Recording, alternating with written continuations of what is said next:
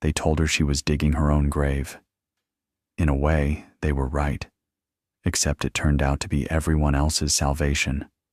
Montana Territory, autumn of 1887. The first time Clara Whitmore struck her pickaxe into the hillside behind the abandoned mining claim, her neighbor, Samuel Garrett, rode up on his horse and sat watching her for a full 10 minutes before speaking. "You know there's no gold in that hill," he finally said. "The prospectors checked it years ago. Nothing but clay and rock." Clara didn't stop swinging. "I'm not looking for gold." "Then what are you doing?" "Building a home." Garrett laughed, a sharp, dismissive sound that made Clara's golden retriever, Copper, raise his head and growl softly. "A home? In a hill? Ma'am, with respect, your husband left you that cabin not 200 yards from here. It's got 4 walls, a roof, and a fireplace. What more does a woman need?" Clara paused, wiping sweat from her forehead with the back of her hand. She looked at Garrett with eyes that had seen too much to care about the opinions of men who had seen too little. "My husband is dead, Mr. Garrett. The cabin he built has walls so thin I can hear the wind laughing at me through every crack. Last winter, I burned every stick of furniture we owned just to keep from freezing, and I still woke up with ice in my hair. This winter, I'm going to sleep warm, and I'm going to do it underground, where the cold can't reach me." Garrett shook his head slowly, the way men do when they've decided a woman has lost her mind and there's no point arguing. "Suit yourself, Mrs. Whitmore, but when that tunnel collapses on your head, don't expect anyone to dig you out." He rode away without looking back. Clara returned to her work. The pickaxe rose and fell. The hill slowly opened, and Copper sat watching, his tail brushing the autumn leaves, waiting for his human to build them a place where winter couldn't follow. Thomas Whitmore had died in April, 3 days after the spring thaw revealed his body at the bottom of the ravine where he'd fallen while checking trap lines in February. The search parties had given up after 2 weeks. The snow had been too deep, the terrain too treacherous, the odds too long. Clara had known he was dead by the end of the first week, had felt it in her bones the way you feel a change in the weather. But she'd kept a candle burning in the window until the melt came, and the truth came with it. The funeral had been brief. The sympathy had been briefer. By May, the townspeople had moved on to other concerns, and Clara had been left alone with a cabin that leaked, a dog that mourned, and a piece of land that nobody wanted because it was too far from water and too close to the mountains where the worst weather bred. She could have sold the claim and moved to town. She could have found work as a seamstress or a cook or a laundress, could have traded her independence for the security of walls that someone else maintained. The respectable widows did this. The sensible widows did this. Clara was tired of being sensible. She had grown up in a mining family in Cornwall, England, where her father and brothers had spent their lives crawling through tunnels carved into the earth. She had heard their stories around the dinner table, stories of underground chambers that stayed the same temperature year-round, cool in summer and warm in winter, protected from storms that raged helplessly above. She had visited the old mines herself as a girl, had felt the strange comfort of being wrapped in earth, and had never forgotten the lesson. The surface world was hostile, unpredictable, deadly. But the underground world was stable. The underground world was safe. Her husband had called it foolishness when she'd suggested building a root cellar their first year on the claim. "We're not moles," he'd said, laughing. "We're people. People live above ground." Thomas had been a good man, but he had been wrong about many things, including, apparently, how to navigate a snow-covered ravine in February. Clara had spent the summer preparing. She'd studied the hillside, looking for the right combination of soil stability, drainage, and orientation. She'd read every book about mining and excavation that the Territorial Library possessed, all 3 of them. She'd talked to old prospectors in town, buying them drinks in exchange for advice about shoring and ventilation and the secrets of keeping a tunnel from becoming a tomb. And when the leaves began to turn, she'd started digging. The work was harder than she'd imagined, harder than the stories had made it sound, harder than the books had described, harder than anything she'd done in her 31 years of living. The first 3 feet were the worst. The topsoil was rocky and root-tangled, fighting her pickaxe with every swing. She found stones the size of her head buried just beneath the surface, each one requiring an hour of prying and levering to remove.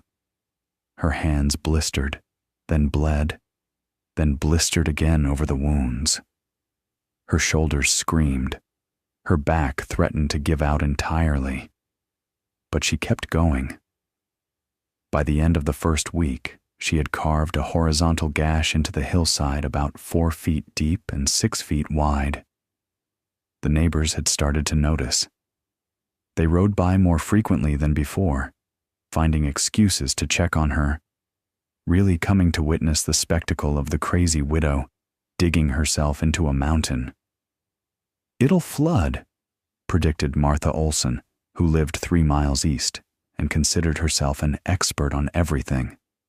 "The spring snowmelt will fill that hole like a bathtub and drown everything inside." "The roof will cave in," warned her husband Henrik. "Earth isn't meant to hang over empty space. God made ceilings out of wood and stone, not dirt." "She'll hit rock and have to give up," said young Billy Tanner, who worked as a hand on the Garrett Ranch. "My pa tried to dig a well once and hit granite at 8 feet. Broke 2 pickaxes and gave up." Clara listened to all of them. She thanked them for their concern, and she kept digging. The second week brought different earth, dense clay that held its shape when she carved it, that didn't crumble or collapse, that smelled of ancient dampness and quiet patience. This was what she'd been hoping for. Clay was a tunnel builder's friend. It compressed under its own weight instead of falling, and it sealed against water better than any mortar. She began to shape the space more carefully now, not just excavating, but designing. The entrance tunnel she kept narrow, just wide enough for her shoulders, angled slightly upward from outside to inside, so water would drain out rather than pooling in. The main chamber she started to widen, carving an oval space that would eventually be 12 feet deep, 10 feet wide, and 7 feet tall at the center. The shoring came next. She'd traded 3 months of butter and eggs to the sawmill owner for a stack of pine logs, and she spent 4 days cutting them to length and fitting them into place. Vertical posts every 4 feet along the walls, horizontal beams across the ceiling, notched to lock into the posts. The frame created a skeleton that would hold even if the earth decided to settle. The work required precision she hadn't known she possessed. Each beam had to be cut to exactly the right length. Too short, and it wouldn't support anything. Too long, and it wouldn't fit into place. She learned to measure twice and cut once, to test fit every piece before committing to the final position. She learned the sound of wood under stress, the creak that meant a beam was bearing weight properly, and the groan that meant something was about to fail. She made mistakes. Of course, she made mistakes. She was learning as she went, teaching herself a trade that men spent years apprenticing to master. One of her early ceiling beams split along a hidden crack, dropping 6 inches before the neighboring beams caught the load. She replaced it the same day. working until her arms shook and her vision blurred, because a single weak point could bring down everything she'd built. But she learned from every mistake, and she didn't make the same one twice. Between the logs, she packed more clay, mixed with straw from the barn. This mixture, she'd learned about it from a book about ancient buildings, would dry into a surface almost as hard as brick, stabilizing the walls and creating a smooth interior that would be easy to keep clean. By the third week, she had a tunnel. October brought the first frost, and with it, a change in the town's attention. The Garrett Ranch lost 2 calves to an early cold snap, the animals freezing overnight in a pasture that should have been safe for another month. The Olson farm discovered their root cellar had flooded, rotting half their winter vegetable stores. Young Billy Tanner's father, still working on that well, struck water at last. But the water was brackish and undrinkable, contaminated by some underground mineral deposit that nobody had known existed. Meanwhile, Clara's tunnel remained dry, stable, and increasingly habitable. She had finished the main chamber and started on the fireplace, a stone structure built against the back wall, with a chimney that rose through the earth at an angle until it emerged from the hillside 20 feet above. The design was based on the old Cornish mine ventilation systems. The angled chimney would draw smoke out while preventing rain and snow from falling in. The fireplace itself was small, barely 2 feet wide, but in an enclosed underground space, even a small fire would generate more than enough heat. The townspeople stopped laughing and started watching. Samuel Garrett came by again in late October, this time without the smirk. He stood at the entrance of the tunnel. She'd framed it with timber now.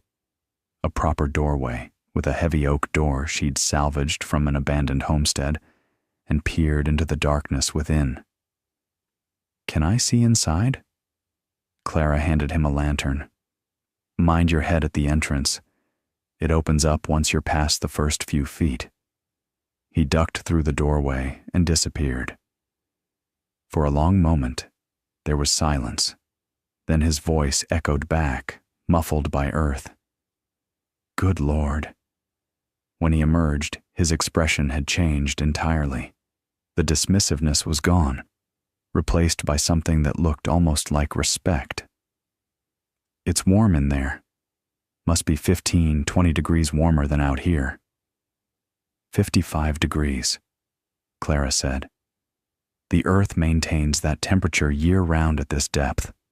Cooler than a summer day, warmer than a winter night. It's physics, Mr. Garrett, not magic. You built a fireplace, underground. The chimney vents through the hillside. The smoke rises naturally. The angle prevents backdrafts. I could show you the diagrams if you're interested." Garrett stared at her as if seeing her for the first time. "Mrs. Whitmore, I owe you an apology. When you started this project, I thought..." "You thought I was crazy. You weren't alone." "I thought you were crazy," he admitted. "I was wrong. This is something else entirely." He rode away slowly, looking back twice before disappearing around the bend in the trail. Clara permitted herself a small smile. Then she went back inside to finish installing the wooden bed frame she'd been working on.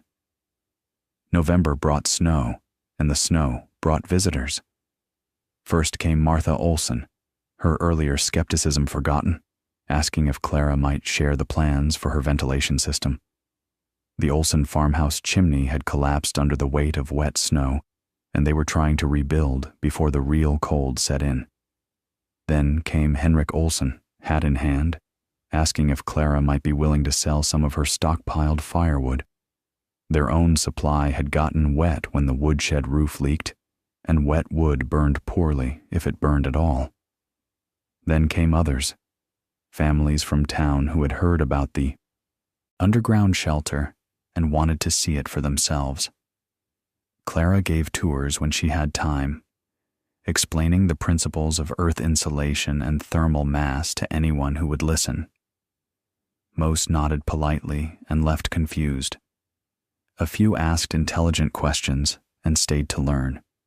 Through it all, she continued improving her home. She laid plank flooring over packed earth, creating a clean surface that would be easy to sweep. She built shelves into the walls for storage. She hung bundles of pine branches from the ceiling beams, partly for the fresh scent, partly because the resin was mildly antiseptic and would help keep the air clean.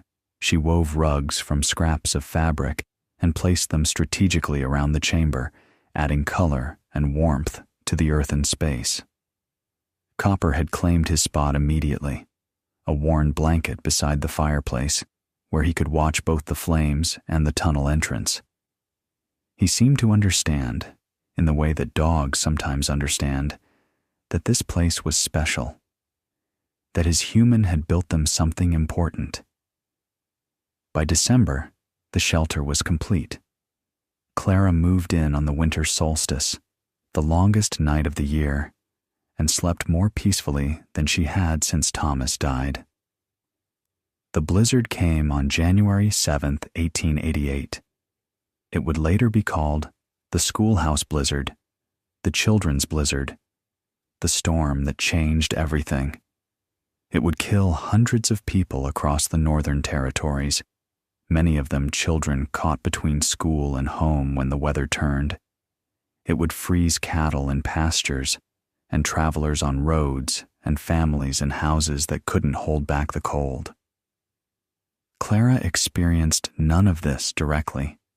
She experienced it as sound, a howling that seemed to come from everywhere at once, a freight train roar that went on for hours and then days. She experienced it as pressure, the feeling of being wrapped in cotton while the world outside tried to tear itself apart. She experienced it as warmth, steady and unchanging, while her thermometer showed the temperature outside plunging to 40 below zero. She had supplies for a month. She had firewood stacked against one wall, seasoned pine and oak that burned clean and hot. She had water from a spring she'd tapped at the back of the chamber, where groundwater seeped through a crack in the rock and collected in a basin she'd carved for it. She had food, preserved meat and vegetables, dried beans and flour, salt and sugar and coffee. She had her dog, her blankets, her books, and absolutely no reason to venture outside until the storm passed. So she didn't. She read by lantern light while the world ended above her. She cooked simple meals on the grate she'd installed over her fire pit. She talked to Copper about everything and nothing, the sound of her own voice a comfort against the howling that never stopped. She slept and woke and slept again, losing track of time in the unchanging lamplight of her underground world. On the third morning, she thought it was morning, she heard something that wasn't wind, pounding, at her door. She grabbed the rifle Thomas had left her and approached cautiously. "Who's there? Please." A voice, thin and desperate, barely audible through the oak. "Please, we saw the smoke from your chimney. Please let us in." Clara opened the door onto a nightmare. 3 figures stood in the tunnel entrance, so covered in snow and ice that they barely looked human. 2 adults, she recognized them as the Hendersons, a family who lived 4 miles north, and a child, maybe 6 or 7, clutched between them. Behind them, the world was white, a wall of blowing snow so dense that Clara couldn't see more than 5 feet past her doorframe. "Get inside. Now." They stumbled through, and she slammed the door against the wind that tried to follow them. The temperature in the chamber dropped 10 degrees in the seconds the door was open.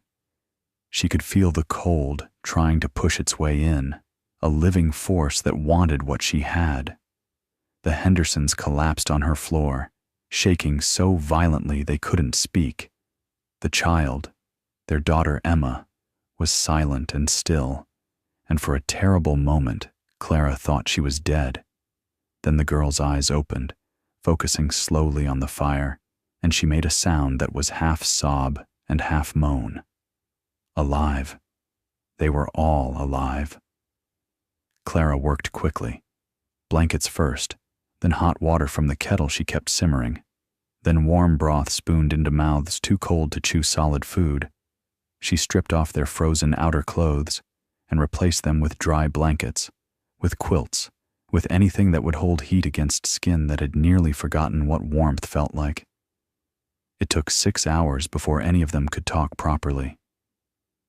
"Our house," Mrs. Henderson whispered, her voice raw from cold and tears. The wind took the roof, just peeled it off like paper. The walls started falling after that. We had to run. "We saw your smoke," Mr. Henderson added. His fingers were white, the early stages of frostbite, but Clara thought they might recover if she kept them warm and elevated. "We didn't know where else to go. Everyone else is too far. We never would have made it." "How did you know about this place?" "Everyone knows about the crazy widow who dug herself into a mountain." He tried to smile, but the expression faltered. "Doesn't seem so crazy now." Clara looked at her small shelter, now crowded with 3 extra bodies and the accumulated terror of a night spent running through the apocalypse. "No," she said quietly. "I suppose it doesn't." The Hendersons were the first, but not the last. Over the next 2 days, while the storm continued to rage, 5 more people found their way to Clara's door. Young Billy Tanner, separated from a search party looking for lost cattle. An old prospector named Jenkins, who had been caught out in the open and followed the smoke signal of Clara's chimney for 2 miles through whiteout conditions. A woman named Sarah Cross and her infant son, refugees from a farmhouse that had become a freezing death trap when the fire went out and wouldn't relight. Clara's shelter, designed for 1 woman and her dog, held 9 people by the time the storm finally broke. They slept in shifts, 3 or 4 at a time on the bed and floor, while others sat against the walls. They rationed food carefully, stretching Clara's supplies to feed everyone. They kept the fire burning constantly, the small chamber staying warm despite the impossible cold outside. They talked and prayed and told stories to keep the fear at bay. Little Emma Henderson stopped shaking by the 2nd day, though she refused to let go of her mother's hand for even a moment.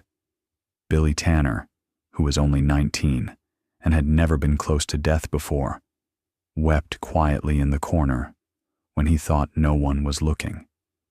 The old prospector Jenkins told tales of winters he'd survived in the mountains, each story more harrowing than the last, though Clara suspected he was exaggerating to give the others something to focus on besides their fear. Sarah Cross nursed her infant son in the warmest corner, near the fireplace, singing softly to him in a language Clara didn't recognize. The baby, his name was Michael, seemed oblivious to the catastrophe, sleeping and eating and crying with the uncomplicated demands of a creature too young to understand that the world had nearly ended around him. Clara found herself thinking of Thomas during those long hours, wondering if he had been afraid when he fell, if he had known what was happening, if he had thought of her in those final moments. She hoped the end had been quick. She hoped he hadn't suffered the way these people had suffered, struggling through miles of killing cold with death whispering at their backs. She hoped, wherever he was, he could see what she had built, what she had become, and they survived. When the wind finally stopped on the morning of January 10th, Clara opened her door onto a world transformed. The snow was drifted 15 feet high in places, sculpted into alien shapes by wind that had blown without pause for 3 days. The sky was clear and blue, almost obscenely cheerful after the darkness of the blizzard. The temperature had risen to merely bitter, 10 below zero, practically balmy compared to the depths of the storm. One by one, her refugees emerged, blinking in the sunlight like creatures from another world. "My God," whispered Mr. Henderson, looking at the buried landscape. How did anyone survive this? Many hadn't. Over the following weeks, as the community dug itself out and took stock of the damage, the death toll mounted.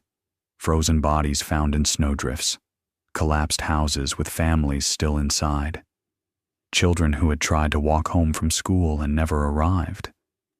The blizzard had killed more than 300 people across the territories, and the number might have been higher, if not for the random miracles that had saved some and condemned others. Clara's shelter was one of those miracles. The story spread quickly.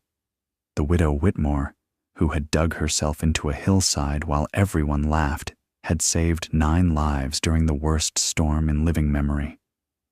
The newspapers picked it up. The territorial governor mentioned it in a speech about preparedness and pioneer resilience. Strangers started showing up at Clara's claim, wanting to see the underground shelter that had become famous. She turned most of them away, but she welcomed the ones who came to learn. That spring, Clara taught her first class in earth-sheltered construction. 17 students showed up, farmers, ranchers, townspeople who had lost homes or loved ones in the blizzard and were determined never to be that vulnerable again. Clara showed them everything: how to choose a site, how to evaluate soil stability, how to dig and shore and ventilate and waterproof. She demonstrated the fireplace design that kept her smoke flowing out and the warmth flowing in. She explained the physics of thermal mass and the engineering of underground drainage. By autumn, there were 8 new underground shelters in the valley. By the following spring, there were 20. Within 5 years, the technique had spread across the northern territories, adapted and modified for different soils and climates, but always based on the same principles Clara had learned from her father's stories and refined through her own desperate necessity. Some builders improved on her design. A Swedish immigrant named Lindqvist developed a better ventilation system that prevented moisture buildup in humid conditions. A former military engineer created standardized plans that even inexperienced builders could follow. A group of Blackfeet craftsmen combined Clara's underground principles with their own traditional knowledge, creating hybrid structures that were better suited to the specific conditions of their homeland. Clara welcomed all of it. She visited the new shelters when she could, offering advice and encouragement, learning from the innovations that others had made. She collected the improvements and incorporated them into her teaching, so that each new student benefited from the accumulated wisdom of everyone who had come before. "Knowledge isn't like gold," she told her students. "Gold gets smaller when you share it. Knowledge gets bigger. Every person who learns from me and teaches someone else makes the whole community stronger." She never charged for the teaching. She accepted donations when people offered firewood, food, labor on projects she couldn't complete alone, but the knowledge itself she gave away freely. It seemed wrong to profit from survival, wrong to put a price on something that might mean the difference between life and death for someone else's family. "You could be rich," Samuel Garrett told her once, years later, when the underground shelters had become a common feature of the landscape and Clara's name was known throughout the territory. "You could have patented the design, charged licensing fees, built an empire." Clara was sitting at the entrance of her shelter, watching the sunset paint the mountains gold while Copper, old now, gray around the muzzle, but still loyal, dozed at her feet. "I'm already rich," she said. "I have a home that keeps me warm. I have work that matters. I have a dog who loves me and neighbors who respect me. What else does a woman need? Garrett had no answer for that. Clara Whitmore lived in her underground shelter for another 37 years, until her death in the winter of 1924 at the age of 68. She died in her sleep, in the bed she had built with her own hands, in the room she had carved from a hillside, while everyone told her she was crazy. Copper had died years before, had been buried in a small grave at the top of the hill, where the chimney smoke rose and dispersed into the mountain air. Clara had gotten other dogs since, had loved them and lost them and loved them again. But Copper had been special. Copper had been there at the beginning, had watched her dig the first shovelful of dirt, had been the first to sleep warm in the shelter that would save so many lives. She was buried beside him, at her own request. The grave marker was simple: Clara Whitmore, 1856-1924. She dug deep and found warmth. The shelter still stands today, maintained by the Historical Society as an example of pioneer ingenuity. Visitors can walk through the entrance tunnel, duck through the timber-frame doorway, and stand in the oval chamber where 9 people survived the worst blizzard in territorial history. The fireplace still works. The spring still seeps through its crack in the rock. The earthen walls still hold the steady 55-degree temperature that Clara discovered more than a century ago. The guides tell her story to every group that passes through. They explain the physics and the engineering, the history and the tragedy, the woman who was mocked for digging a hole and ended up saving a community.